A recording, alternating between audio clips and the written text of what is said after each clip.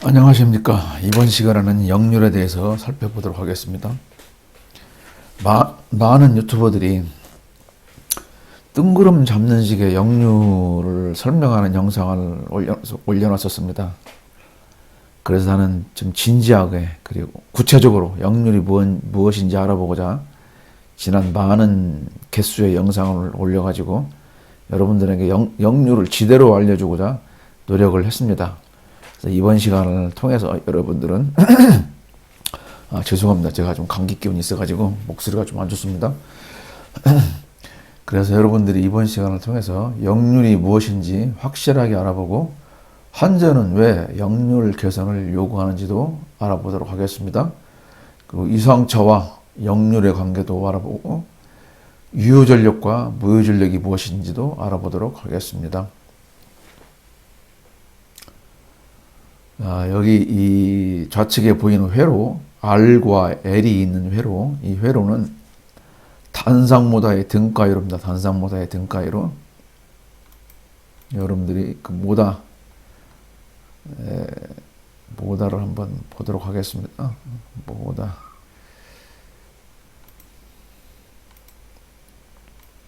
이건 지금 모다, 내가 직접 분해한 모다의 사진인데요. 모다의 사진인데요.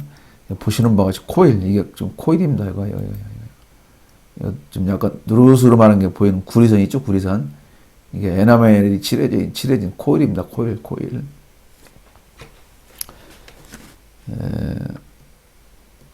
원래 지금 모다가 이렇게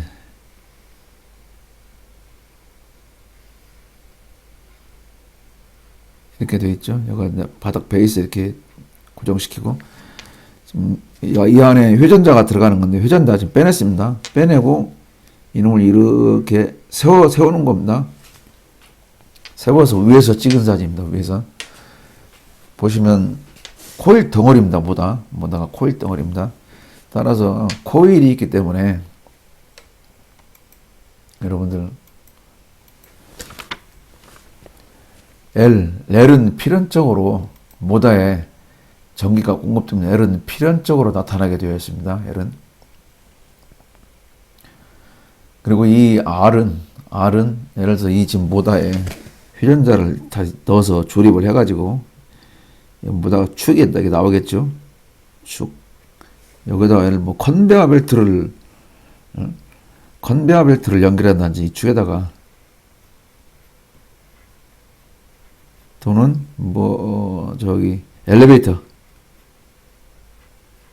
엘리베이터를 연결한다든지 이 축에다가 하게 되면 그 컨베어 벨트 자체가 가진 그 에너지 또는 에너지가 아니죠. 에너지 소비하는 거 또는 엘리베이터가 그 에너지 소비하는 거 그것을 이 R로 나타내는 겁니다. 그러니까 앞선 영상에서 RLC 중에 RL 전기전자에서 소자 세 가지 RLC 세 가지 그 모든 전기가 흘러가는 곳이나 또는 그 흘러가는 곳에 흘러가는 곳과 그 주변에는 항상 언제나 RLC가 존재하고 모든 전기적인 현상은 RLC와 전압원, 전류원 해서 총 5개로 분류할 수 있다고 그랬죠. 그런데 오로지 이 세 개 중에서 오로지 전기 에너지를 소비하는 것은 R밖에 없다고 그랬습니다. 그래서 컨베어 벨트나 엘리베이터가 에너지를 소비를 하잖아요. 모다가 돌아가면서. 그래서 그 소비하는 주체는 R이기 때문에 그래서 그것을 R로 표현한 겁니다. R로. 물론 아까 보여준 그 권선, 코일 자체 내에도 저항 R은 존재하지만 그것은 그게 큰 영향이 없습니다.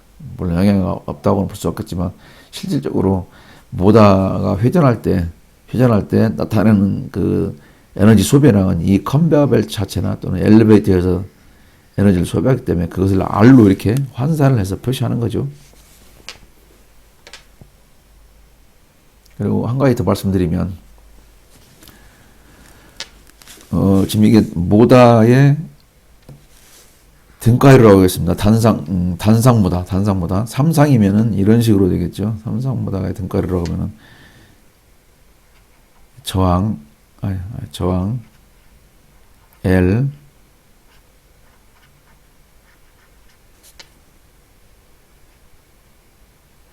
이렇게 한 상, 두 상, 삼상 이렇게 이런 식으로 등가를 그려질 수 있습니다. 그래서 이렇게 해서 여기가 뭐 A상, B상, C상 이런 식으로. 근데 이것은 RL 하나밖에 없으니까 단상 모다의 등가 그립니다. 단상 모다.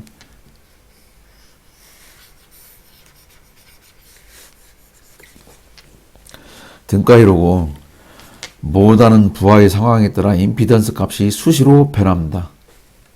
다시 말해서 컨베어 벨트에 올려진 물체 숫자가 적으면 R 값은 커집니다. R 값은 커집니다. 컨베어 벨트에 올려진 물체의 수가 그러니까 무게가 늘어나면 늘어날수록 R 값은 작아집니다. R 값은 작아집니다. R 값은 작아집니다. 마찬가지로 엘리베이터도 마찬가지입니다. 엘리베이터에 사람이 많이 타면 탈수록 R 값은 적어집니다. 그러니까 시시각각으로 이 R이 변하니까 이 총합 이게 이제 임피던스가 되는 거죠. 이게 임피던스가 R 값이 변하니까 당연히 임피던스 값도 변하겠죠. 그죠? 못하는 부하의 상황에 따라 임피던스 값이 R 값이 변함으로 수시로 변하게 된다. 그러나 왼쪽의 경우에는 그냥 일정 부하 상태로 즉 엘리베이터에 사람 숫자가 변하지 않고 그냥 가만히 그 숫자 예를 2명이 탔다고 하면 2명인 상태로 계속 오르락내리락만 한다라고 가정을 하고 이제 해석을 하는 겁니다.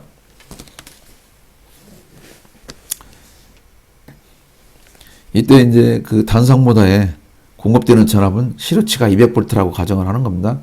그러면 200V가 되면 그거의 실제 물리량을 나타내는 사인파 값은 281.843 곱하기 사인 오메가 t가 됩니다. 왜?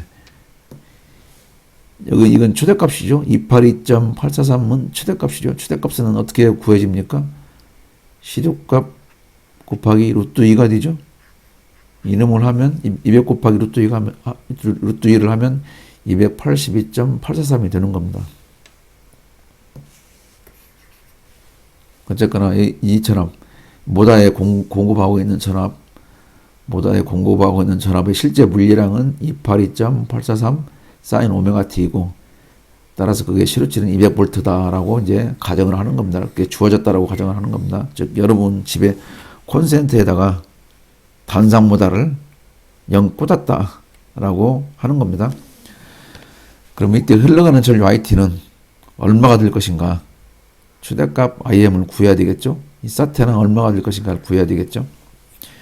이때 이 R은 수시로 변하게 되지만 5ohm이다라고 가정을 하는 거죠. L은 27.566mHz라고 가정을 하는 거죠. 그리고 주파수는 50Hz다. 이 전압의 주파수는 50Hz라고 가정을 하는 겁니다. 그러면 오메가 L은 이것을 이제 오hm 단위로 가지는 걸로 변화를 시키는 거죠. 그러면 오메가 곱하기 L이 되죠. 오메가는 2파이 F니까 2파이 곱하기 50, F는 50이니까 2파이 곱하기 50, L 값이 27.566mHz니까 27.566 곱하기 10의 마이너스 3성, 작아서 안 보이는데요. 이게 10의 마이너스 3성입니다.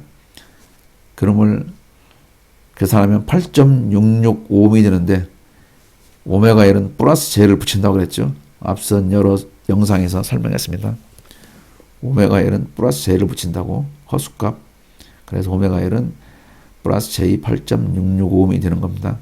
그래서 이제 이것만 생각하면, 그러니까 이쪽을 바라본 임피던스 Z는 5 더하기 J 8.666이 되는 겁니다. 이렇게 되는 것도 다 앞선 영상에서 설명을 했습니다.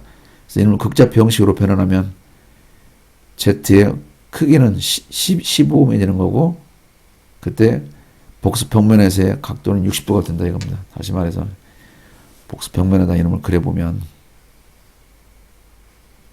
이렇게 된다 이거죠. 이게 임피던스 Z고, 이 각도가 60도다. 그리고 여기까지가 R 값이고,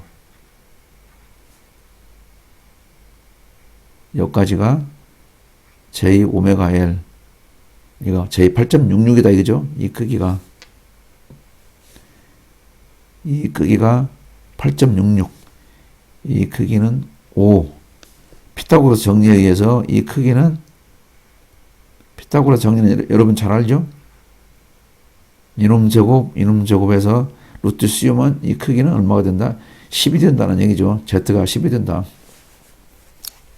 그래서 여러분들이 이제 앞서 설명했지만 다시 한번 설명드리면, 이 공급 전압이 뭐 200이 아니라 400이라고 해도, 400V라고 해도 여기에 테스터기를 갖고 전압을 찍고 이 선에다가 후쿠메타를 걸어서 전류를 재서 재가지고 이렇게 하면, 재서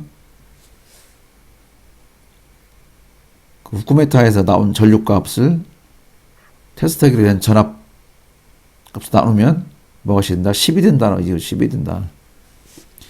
이 전압이 뭐 400V가 됐든 1000V가 됐든 얼마가 됐든지 간에 그때 테스터기로 이 전압을, 양단간 전압을, 젠놈을 후쿠메타를 이 선에다 후쿠메타를 걸어서 나오면 전류값이 있을 거 아닙니까? 나누면 10이 된다는 거죠. 15옴. 15옴이 10이 된다는 거죠. 근데 테스터기로만 측정하면 이 각도값은 알 수가 없죠. 이걸 보고서, 실제 이 값을 보고서 이 각도값을 찾는 거죠.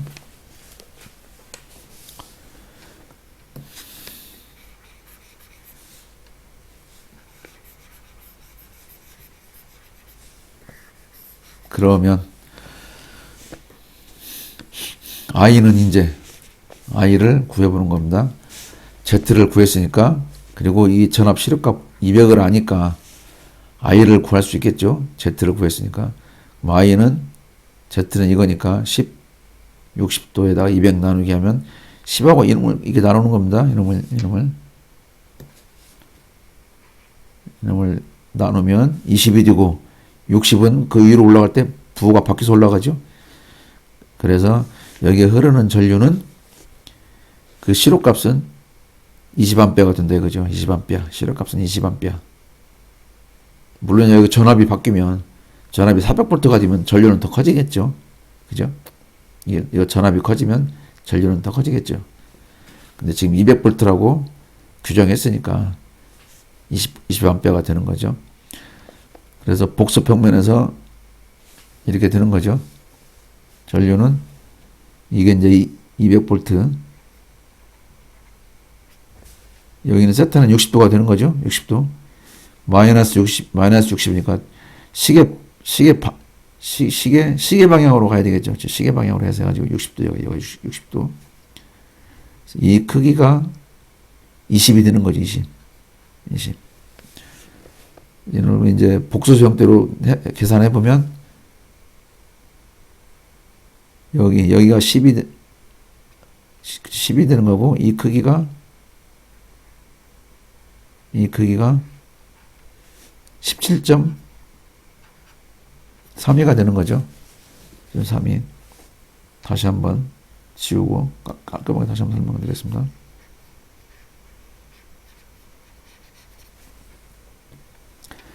이 크기는 20. 그리고 여기서 이렇게 선을 그어서, 이렇게 허수축에 선을 그어서 했을 때 이 크기가 17.32가 되는 거죠. 그리고 이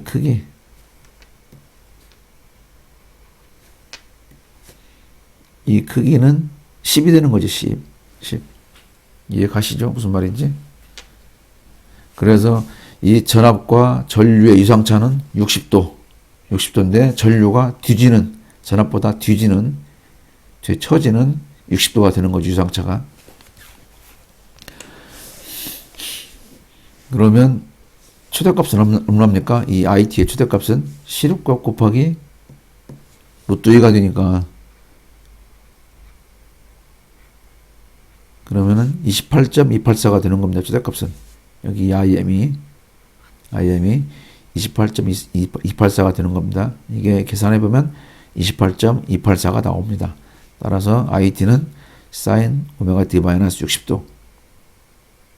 그러니까 복소수 평면을 사용하면 그 흘러가는 전류값을 쉽게 구할 수 있는 겁니다. 이런 식으로 이렇게. 그러니까 전압 파형보다 60도가 뒤지는 거죠. 그래 보면 이렇게 되는 거죠. 이게 전압 파형이라고 하면 전류 파형은 60도가 뒤져서 이렇게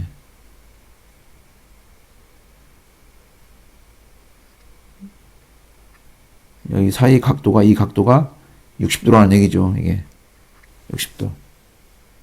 60도.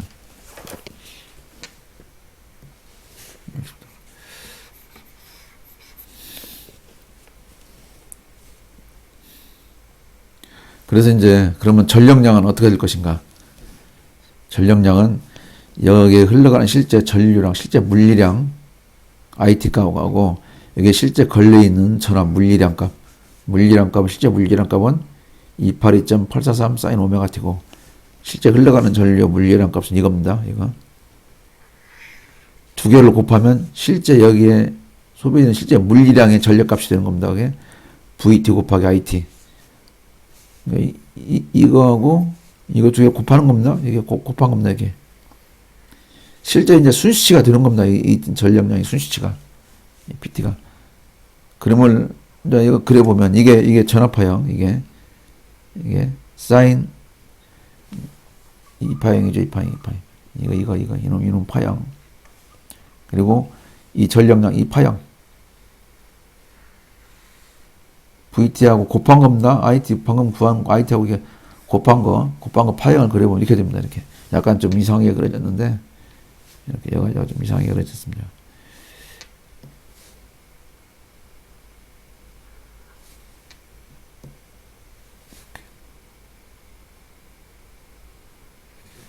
여기가 60도입니다. 60도. 60도. 여기 최대는 120도. 여기 최대값이 일단 120도. 이게 지금 이 빨간색이 이 PT의 값입니다. PT 값. 전력값. 실제 물리량 전력값. 이거. 그러니까 여기가 180도. 여기가 300도. 각도로 나타내보면. 여기가 360도. 이게 됩니다. 그래서 이 파형을 평균치를 구해보는 겁니다. 평균치, 이 파형, 전력 PT에 대한 평균치, 주기함수의 평균치는 이런 식으로 구하는 겁니다. 이렇게 해서 구해보면 실효치 이거의 실효치 200V니까 200V 다음에 이 전압의 실효치 여기서 구했죠. 20A라는 거. 실효치 전압, 실효치 전류 곱하기 코사인 60도 유상차 여기 이거 유상차 여기가 아까 나왔던 유상차 60도가 되더라 이겁니다. 이렇게 계산해 보면 적분을 해보면 이렇게 그러면은 2000W가 되는 겁니다. 2000W. 그래서 우리나라도 그러고 우리나라 한전도 그러고 다른 나라 모든 나라가 이렇게 이런 순시치 실제 물리량의 전력값 파형을 평균화를 해서 이 파형을 평균화를 해서 한 값이 실제 이 회로에서 소비되는 전력으로 여깁니다. 그렇게 규정을 합니다. 모든 전 세계 전력회사는 우리나라 한전뿐만 아니고 모든 전력회사는 여기에 소비되는 실제 물리량의 전력은 이게 사인함수 형태로 표시가 되는데 이놈을 이렇게 평균치를 구해가지고 그 평균치를 실제 이 회로에서 소비하는 전력이다 라고 규정을 하고 있습니다. 즉 우리가 지금 같은 물질물명을 누릴 수 있는 것은 전기에너지를 소비하기 때문에 이러한 물질물명을 누리고 있잖아요. 그렇죠? 그런 물질물명을 누릴 수 있는 실제 소비되는 전력량은 평균치를 구했을 때 나온 그것을 실제 소비되는 전력량으로 해가지고 그걸 유효전력이라 그렇게 이름을 붙이고 있습니다. 실제 효과가 있는 전력이다. 실제 이 회로에서 소비하고 있는 전력이다. 효과가 있는 전력이다라고 해서 유효전력이라고 표현을 하고 있는 겁니다. 전력의 순시치, 실제 물리량이죠. 순시치의 평균치, 이 평균값, 적분을 하는 거지, 적분. 한 값을 유효 전력이다 라고 규정을 하고 있습니다. 모든 나라가 다 그렇습니다. 단위는 와트. 단위는 와트를 사용하고 있습니다. 단위는 와트. 저기 모다가, 이게 지금 모다의 등가율이라겠죠. 이 모다에서 소비하는, 실제 소비하는 전력은 얼마다? 2000와트. 실제 여기에서 소비하는 물리량, 그 순시값, 물리량 순시값은 이렇게 표현되지만, 그걸 평균치를 구해가지고, 그 평균치를 실제의 전력으로, 유효 전력으로 규정을 하고, 모든 세계의 전력회사가 그렇게 사용하고 있다 이겁니다. 단위는 와트라고 해가지고. 그래서 보면 유효전력이라는 건 뭡니까? 시로치 V 곱하기 시로치 I 곱하기 코사인 세타, 유상차 코사인 세타를 유효전력이라고 보는 겁니다. 그리고 이 부분 이 부분을 코사인 세타를 뺀 그 부분을 피상전력이라고 이름을 붙였습니다. 전 세계 전력회사에서 또는 과학자들이 이걸 피상전력이라고 이름을 붙였습니다. 따라서 그래가지고 역류를 정의하기를 피상전력분의 유효전력이다. 보십시오, 여러분. 유효전력은 이건데 피상전력은 VI죠. 나누면 뭐 이게 두 개가 삭제가 되죠. 남는 건 코사인 세타만 남죠. 이것을 역률이라고 정의하는 거죠. 거기다가 곱하기 100을 한다 이거죠. 곱하기 100을 한다. 그게 역률이다 이거죠. 그게 역률. 역률의 정의는 그렇게 하고 있습니다. 따라서 여기서 역률은 없납니까? 이 코사인 세타 이게 역률이 되는 거죠. 여기다가 100만 곱하면 되는 거죠. 코사인 60도는 0.5니까 50%가 되는 거죠, 역률은. 또는 이 100을 빼고 그냥 이 값만, 코사인 세타 값만 그걸로도 역률이라고 하기도 합니다. 그래서 또는 0.5. 100을 곱하면 50이 되는 거고, 100을 곱하면 퍼센트가 붙는 거고, 100을 안 곱하면 그냥 단위 없이 0.5 이렇게 단위 없이 0.5 이렇게 표현합니다. 일반적으로 한전에서는 그리고 다른 나라의 모든 전력회사에서도 100을 곱해서 퍼센트로 표기를 합니다. 역률을. 그래서 보면 역률이란 결국 어떤 거냐. 정의는 이렇게 해놨지만 피상전력분의 유효전력 곱하기 100으로 해놨지만 결국은 보면 뭡니까? 여기에 흐르는 전류, 어떤 회로가 있을 때, 이 회로가 있을 때 거기에 흐르는 전류와 거기에 가해진 전압과의 유상차를 코사인 값 한 겁니다. 역률이라고 하는 것은 이놈과 이놈 유상차는 여기서는 60도죠. 그다음 코사인 값을 취하면 그 역률이 되는 겁니다. 일반적으로 VT와 IT 유상차가 세타라면 역률은 코사인 세타 곱하기 100으로 계산된다.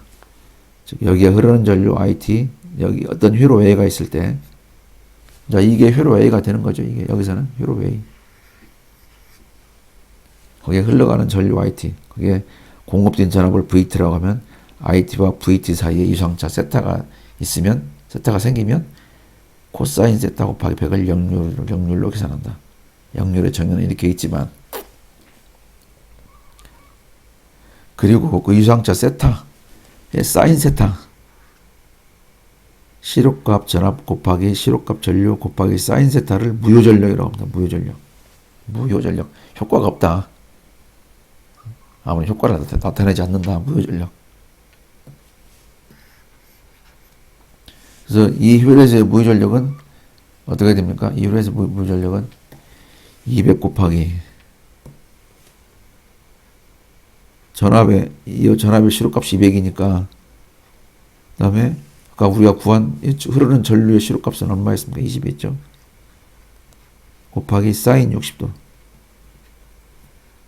한번 계산한 게 눌러보십시오. 그러면 3, 4, 6, 4가 나옵니다. 단위는 파. 단위는 무유전력의 단위는 파입니다. 파. VAR. 파라고 명명을 했습니다. 이렇게.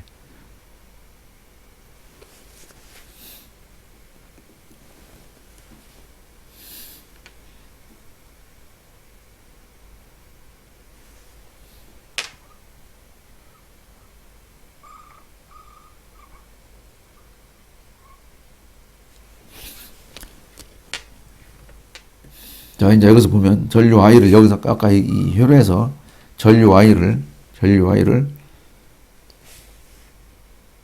구해보면 이 크기는 I 코사인 세타가 되죠. 이 크기는 I 코사인 세타. 그게 얼마입니까? 여기 10. 이게 10이 되는 겁니다. 이게 I 코사인 세타 10. 다음에 이 크기는 I 사인 세타가 되는 거죠. 이 크기니까 이 크기. 이 크기가 I 코사인 세타. 이 크기가 I 사인 세타. 이놈 크기하고 이 크기 똑같은 거니까 I 사인 세타. 이게 얼마입니까? 17.32가 되는 거죠. 이렇게 복수평면에 이런 식으로 표결하는 겁니다, 여러분. 전압은 기존 베이스로 놓고.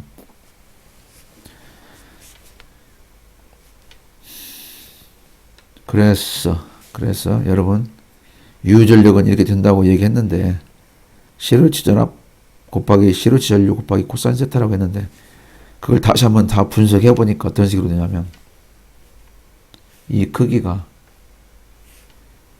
여기 이 크기 여기를 다시 지우고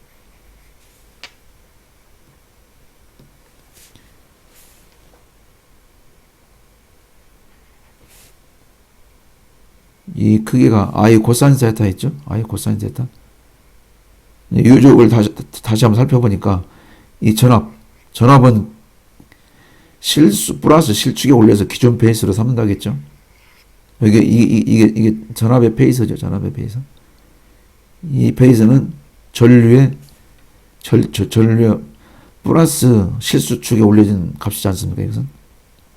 따라서 유전력이라고 하는 것은 전압 곱하기 그 전압과 동축인 전류 성분. 이 전압이 플러스 축에 올라가 있죠. 전류의 동축 성분은 뭡니까? 이 값이죠. 이 값. 10 I 코사인 세타. 실제 그 이 전선에 흘러가는 시루치 물리량, 그 물리량의 시루치 값은 이건데 그런 걸 성분을 나눠 보는 거죠. 이렇게 전압과 같은 축으로 되는 성분과 다음에 허축에 올라가는 성분으로 나눌 수가 있는 거죠. 벡터적으로 나눌 수가 나눠 보면 전압축과 같은 축에 올라가는 전류 성분이 I 코사인 세타잖아요. I 코사인 세타. 그럼 곱하기 전압값이 되더라. 즉 10 곱하기 200이니까 2000와트. 이게 10 아니 이게 200. 이게 10이니까 200 곱하기 10 하니까 2000와트가 되는 거죠. 무슨 말인지 이해되시죠, 여러분?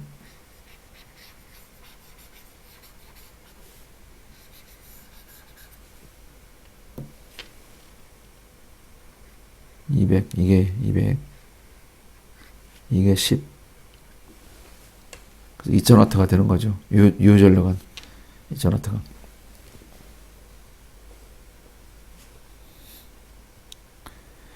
이제 무유전력은 설명했고요. 자, 그러면 이제 이 회로를 그대로다 옮겨왔는데 여기다가 C만 하나, 이 앞에다가 C를 하나 첨가한 겁니다. 이제 C를 하나 첨가해서 살펴봤습니다. 그러니까 전압도 똑같이 다 그럼 그대로 다 공급하는 겁니다. 이 전압도 여기 보이는 282.843 사인 오메가 T. 시루치는 200V죠. 시루치는 200V. 그 전압 그대로 공급하는 겁니다. 그러면 여기에 C에 걸리는 전압도 시루치 200V고 이 모다 단상 모다 등가위로 하겠으니까 여기에 걸리는 전압도 200V죠. 똑같이 이 사이가 200V, 이 사이도 200V잖아요. 그죠? 200V. 이해되시죠? 무슨 말인가?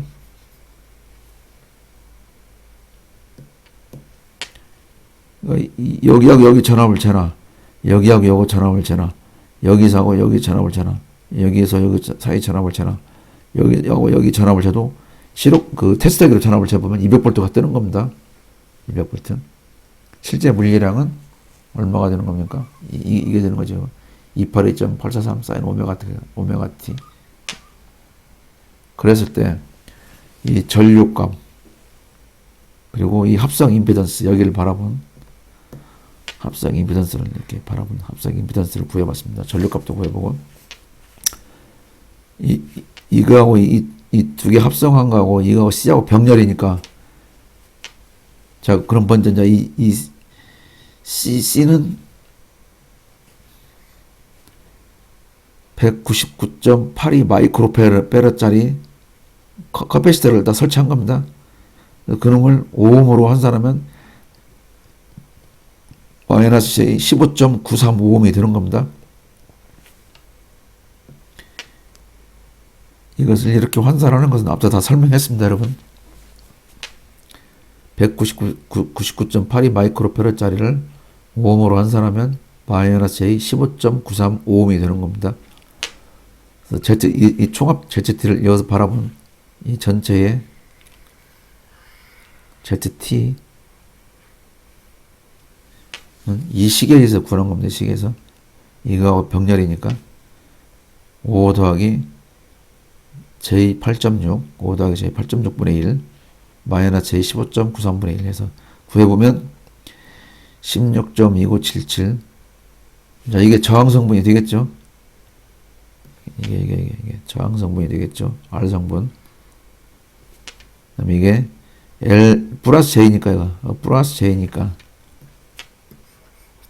이거 플러스니까 이거 플러스니까 이건 L 성분이 되겠죠. L 성분.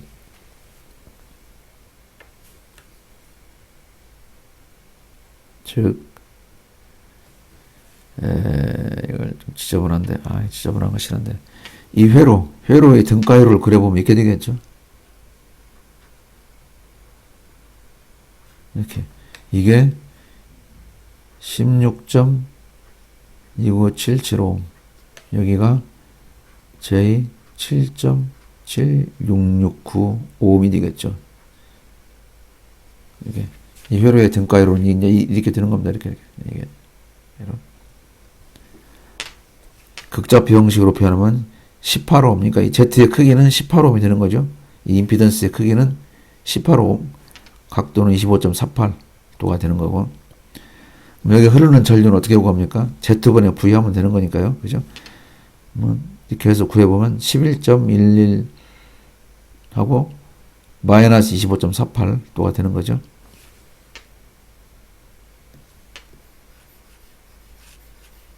즉, 이놈을 이제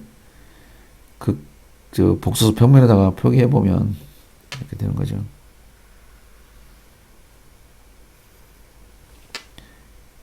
이게 전압 V 200V, 전류는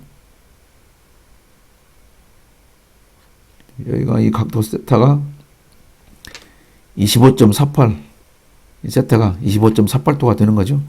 이 크기는 11.111이 되는 거죠. 여기 111. 그래서 여기가 10. 그러니까 이놈을 이렇게 변환하는 건 다 배웠습니다. 이놈은 여기 이쪽에 전압과 같은 축에 올라가는 거죠. 10은 다음에 이 크기가 4.78이 되는 거죠. 4.78 크기가 그죠?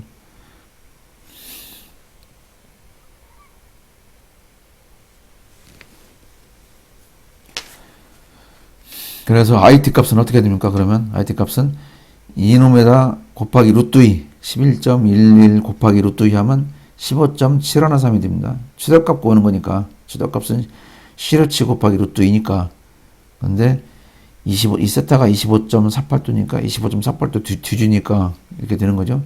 뭐에 비해서 뒤줍니까? 이 전압에 비해서 뒤주니까 이렇게 표현되는 겁니다. 그래서 여기 흐르는 전류는 이렇게 되는 겁니다. 자, 그럼 아까 한번 다 봅시다. 시루치, 아까 이 모다만 있을 때는 시루치가 20A, 이 전선에 흐르는 전류는 시루치가 20A였고, 실제 물리량 값은 이렇게 됐습니다.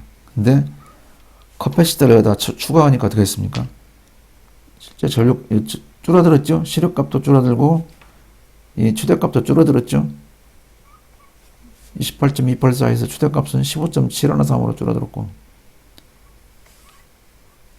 그러니까 이겁니다. 이거 여기다가 그림을 저기를 해보면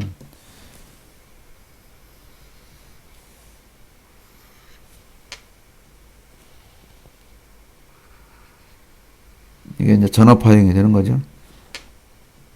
아까는 60도 전류가 이렇게 뒤져서 좀 크게 흘렸죠. 이렇게 크게 흘렸는데 앞당겨졌죠. 25.84 이렇게 들어오게 해서 전류 값도 줄어들었죠. 작아졌죠. 아, 얘가 작아졌는데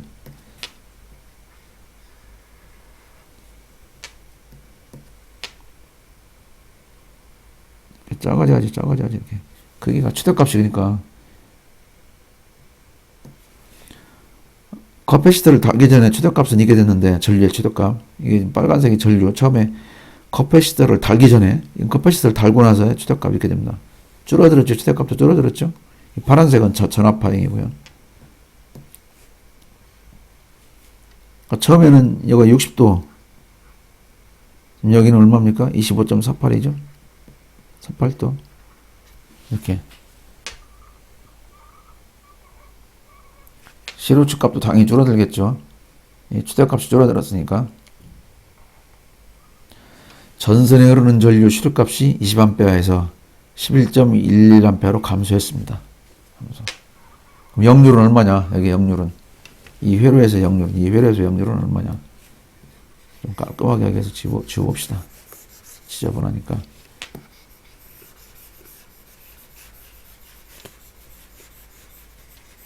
역률은 얼마냐? 아까 역률 정의했죠?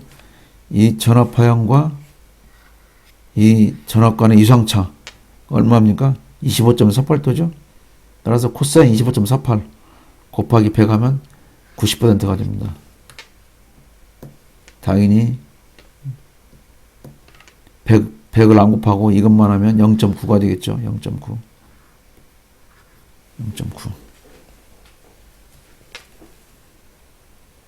아까는 역률이 얼마였습니까? 50% 했죠. 50%. 50%에서 90%로 올라갔습니다. 이걸 계산됐다가, 이게 역률 수치가 커지면 좋아지는 겁니다. 역률이 계산됐다 그럽니다. 역률 계산됐다. 50%에서 아까 이걸 달기 전에는 50%였는데 90%로 역률이 올라가서 계산됐다고 합니다. 유효 전력은 어떻게 됩니까? 그러면 여기 시루치 전압 곱하기 시루치 전류 200 곱하기 11.16 곱하기 코사인 25.48 하면 2000W. 유효 전력은 변화가 있습니까? 없습니까? 없죠? 커패시터를 달기 전에도 유효 전력은 2000W. 왜? 전력을 소비하는 것은 R밖에 없습니다. R. 이 C와 L은 전력을 소비하지 않는다고 앞선 영상에서 여러 번 설명했습니다. 여기서도 이건 커패시터를 달기 전에 회로인데 모단데 여기서 전력을 소비하는 건 R밖에 없습니다. R. L은 소비하지 않습니다. 커패시터를 달아서 역률을 계산했더니 역률을 계산해도 어떻게 됩니까?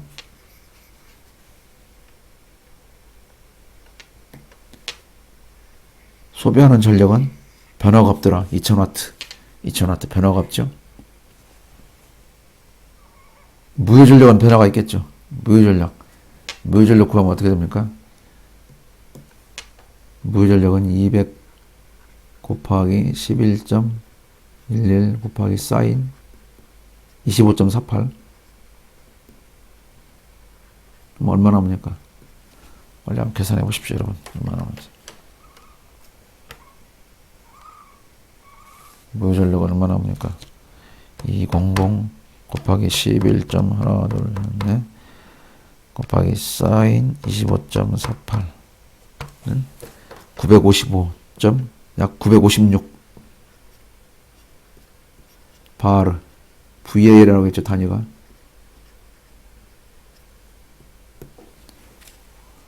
3464에서 956으로 줄어들었죠. 무효 전력이.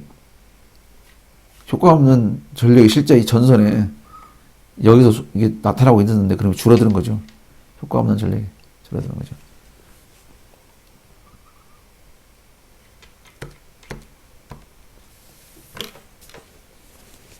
자, 그러니까 역률은 개선됐고 전류값은 작아졌고 이 전선에 흐르는 전류값은 작아졌습니다. 그렇지만 이 모다가 소비하고 있는 에너지는 변화가 있습니까? 없습니까? 없습니다. 모다는 계속 2000W를 소비하고 있지만 이 커패시터 달기 전이나 다른 후나 계속 모다는 2000W를 소비하고 있지만 이 전선에 흘러가는 전류는 줄어들었습니다. 20A에서 11.11A로 줄어들었습니다. 역률이 50%에서 90%로 개선되면 커패시터를 달아서 역률을 개선했죠. 전선에 여유가 생긴다. 즉, 이 20A는 실제 물리량 값입니다. 실제 물리량 값. 실제 이 전선에 흘러가는 물리량 값입니다. 물리량 값. 이놈의 시루치가 실제 물리량이 이건데, 이거의 시루치가 20A니까.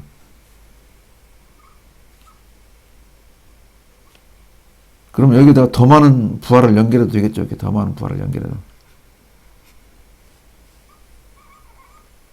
여기서는 20A 흘러갔으니까, 줄어들었으니까, 겁나서 더 연결하려고 해도 부하를 연결하려고 20A가 흘러가니까, 혹시나 20A가 흘러가면 열이 더 많이 나서 이게, 열이 나서 선이 탁가봐서 더 연결을 못 하는데, 여기다 부하를 이렇게 병렬로, 항상 부하는 병렬로 연결하니까요. 근데 전류값이 줄어들었으니까, 여유가 생겼네. 여기다 좀 더 연결해도 20A, 여기다 한 9A 흘러갈 수 있는, 이게 9A 흘러갈 수 있는 어떤 부하를 더 병렬로 연결하면 여기 흘러가는 전류가 20A가 되겠죠? 그럼 부하를 더 연결할 수 있죠? 다시 말해서, 한전 입장에서 볼 때는 수용과가, 그래서 이건 이제 이 모다를 쓰는 홍길동네 그 공장인데, 그래서 김갑동이라고 하는 그 업체가 새로 하나 생겨서 하다가 모다를 더 단다고 하는데, 모다를 더 달겠다고 하는데, 보니까 전선에 여유가 20A 흐를 때는 여유가 없는데, 이렇게 역률을 개선시키고 나니까 여유가 생겨서 굳이 전선을 안 바꿔도, 이 전선을, 한전에서 전봇대 전선을 안 바꿔도 충분히 이 김갑동네 공장을 전기를 넣어줘도 되겠다 이거죠. 공급해줘도 되겠다 이거죠. 전선을 교체하지 않아도, 또는 증설하지 않아도 역률이 50%에서 90%로 개선되면 전선에 여유가 생겨 더 많은 전기기계를 연결할 수 있다. 즉 한전은 전선을 교체하지 않거나 또는 전선 증설 없이 부하 증가를 감당할 수 있다. 이게 부하가 증가되는 거죠. 더 예를 들어 김이쁜네 공장을 새로 짓는다면 부하가 더 증가하는 거죠. 한전 입장에서 보면 부하가 더 증가하는 거죠. 연결할수록 부하 증가를 감당할 수 있는 거죠. 전선을 교체하지 않고도 역률을 개선시킴으로써. 그래서 한전에서는 역률 개선을 촉구하는 겁니다. 역률 개선할 때는 이렇게 병렬로 커패시터를 달아서 역률을 개선시키는데,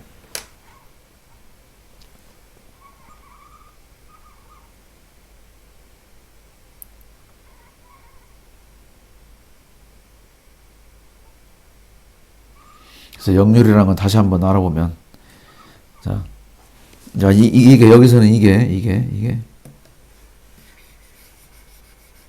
여기서는 이것이 회로 웨이가 되는 겁니다. 여기 이놈하고 비교해 보면 이게 회로 웨이가 되는 겁니다. 회로 웨이 A에 흐르는 전류 IT, 거기에 공급된 전압 VT 사이의 유상차가 얼마입니까? 25.48도죠. 그러면 역률이라고 하는 것은 코사인 25.48, 그다 곱하기 100 하면 90%가 되는 거지. 이게 이회로의 역률이 되는 거지, 역률. 역률을, 이름보다 역률을 개선시켜서 여기 전선을 교체하지 않고도 부하를 더 감당할 수 있게 했죠. 그래서 함전에서는 역률을 이렇게 90% 이상 나오게 하면 전기요금을 좀 깎아줍니다. 전기요금을 좀 깎아줍니다. 물론 가정은 해당사항 없습니다. 가정은 해당사항 없는데, 갑자기 생각 안 나는데, 아무튼 뭐 일반 제조업체는 다 해당사항이 됩니다. 제조업체 큰 빌딩 같은 경우도 다 해당사항이 될 텐데, 그러니까 역률을 개선시키면 큰 빌딩이나 공장 같은데, 아마 소규모 사업장도 어느 정도 그 규모가 있을 겁니다. 정해진 규모 이상 전기를 사용해서 역률을 개선하면 전기요금을 깎아주는 게 있을 겁니다. 그리고 유효전력은 이놈의 실어치 곱하기 이놈의 실어치 곱해서 역률 100 곱하지 않은 역률, 이 코사인 세타 곱한 그게 유효전력이 되는 거고, 무효전력은 사인 세타 하는 겁니다. 이해가 되셨습니까, 여러분? 다음 시간에는 삼상 히타 결선에 대해서 살펴볼 텐데요. 그리고 삼상 히타 결선에 대해서 살펴보고 빠른 시간 내에 삼상회로, 이건 지금 단상회로의 역률, 단상회로의 역률이죠. 실제 우리가 많이 쓰는 게 삼상회로입니다. 삼상회로의 역률도 살펴보도록 하겠습니다. 여러분에게 유익하고 많은 도움이 되었다면 구독과 좋아요 눌러주시고, 광고는 가능한 한 한 편 이상은 끝까지 시청해 주시기 바랍니다. 감사합니다.